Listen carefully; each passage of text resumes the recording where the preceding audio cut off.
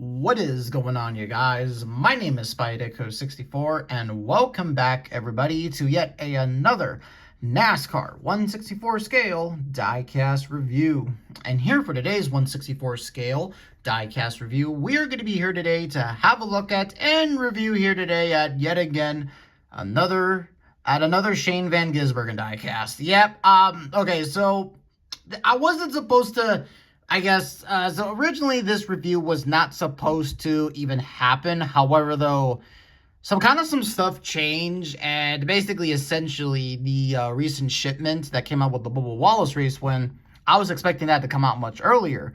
And then after that, I was thinking, okay, maybe later I'll just get this diecast. But no, rather instead, I just opted to get this one earlier, and then I just ordered the Bubba Wallace Brickyard 400 race win just like earlier today. So that's probably going to be coming out next week, so expect for that. But however, though, yeah, so like I said, I wasn't even going to review this diecast, but I'll get to that here in just a moment. But yeah, but here today, we are going to be having a look at Shane Van Gisbergen's number 9 Xfinity Kubota 2025 Chevy Camaro. All right, so let's just go ahead and get into it. As always, here's a quick look at the packaging. Nothing too different than normal. Though I will say this, I am going to keep this car in its packaging, so I'm not going to destroy the box. But anyways, here is a look at the diecast itself. So obviously, of course, Shane Van Gisbergen only ran this particular paint scheme only once, and that was at the Watkins Glen Xfinity race. And yes, this was the race, the infamous race, where it seems like everything happened in that race. First and foremost, he wrecked out in this car while battling against Connor Zilisch, which I guess that's a little bit of payback from the time that Zilisch, or the time that Van Gisbergen ran Zilisch into the wall. This is also the race where Austin Hill committed terrorism on Michael McDowell, and all that good stuff. And then this is also the race where Connor Zilisch fell over and broke his collarbone while he was celebrating in Victory Lane.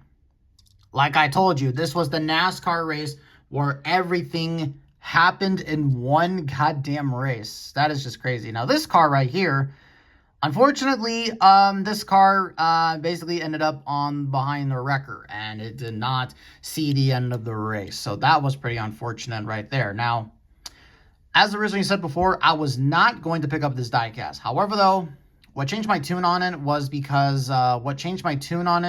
that originally I was going to put this in the next Xfinity batch review. However, though, I kind of realized, though, that there's another SVG car coming out. Like, I think it's like the quad lock car that he ran at Sonoma in. And I was kind of thinking to myself, you know what? Maybe I ought to review this one in its own solo review and put that in the other batch review. So that's why we're reviewing this car here today.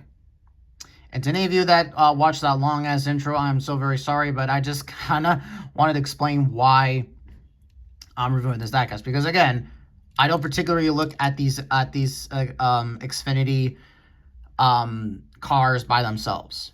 So there you go. But anyhow, anyways, though, taking a closer look at the car itself here, this is, of course, really the reason why I bought this scheme was because it's an absolutely just a gorgeous looking Kubota scheme.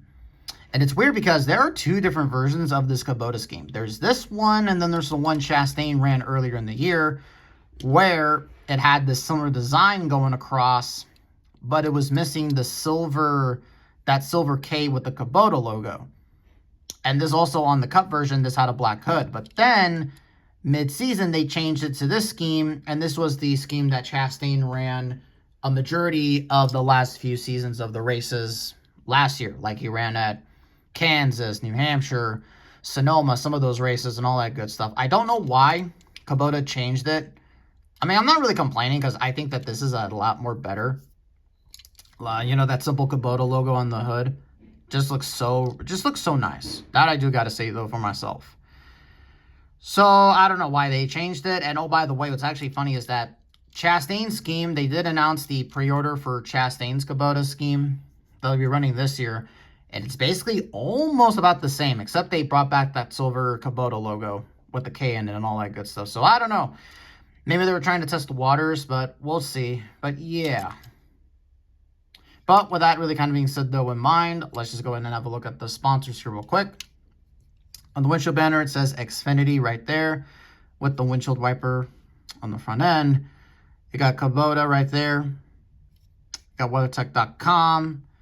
Right here, you got the Chevrolet Camaro front end. You see it's a tad little bit off-centered here, and it's kind of sticking out a little bit. So you got JRM right there, Simpson ARP, Sonunco, number 9, Simpson ARP, Sonunco, same thing on the other side. Got a Goodyear, NASCAR Xfinity Series, Kamonic, Holly SMD, and, oh man, and let me remind you all, this is not a race win. It's not a race win, and for some reason, there's, what is on that 9? Jesus Christ, Lionel, why can't you do it? Why can't you get anything right? It's on a standard diecast. There's a problem with these standard edition diecasts, I swear to all of you. But you got SVG with the New Zealand flag, the 2 race win stickers, I think. Yeah, both of them are from Van Gisbergen and Suarez. I think just the American flag, safety clean, SCM, ZMAX, Kubota with the Axalta logo. Apparently Axalta is out of, they're not going to be using the Axalta branding anymore. I think they're just going to be using the Raptor branding, but interesting. Weirdly enough, the gas cap thing is still yeah, you got the gas cap thing right there because it's usually on this side, but it's not there. So it's on this side because this is a road course and they do pit the cars at Watkins Glen. They did pit it on the passenger side. Anyways, they got Kubota, Van Gisbergen, Junior Motorsports back there. Got Kubota, number 9. This side, it's a little bit better. You do kind of see some crinkles and all that good stuff. But man, that other side here with this 9, that's just really stupid. But then here's another thing with the car if you wanted to see that. And I guess if there's anything really worth noting about this car that I did notice was that I never really noticed this carbon fiber pattern and how it transitions just all the black right there. Yeah, I really love that detail.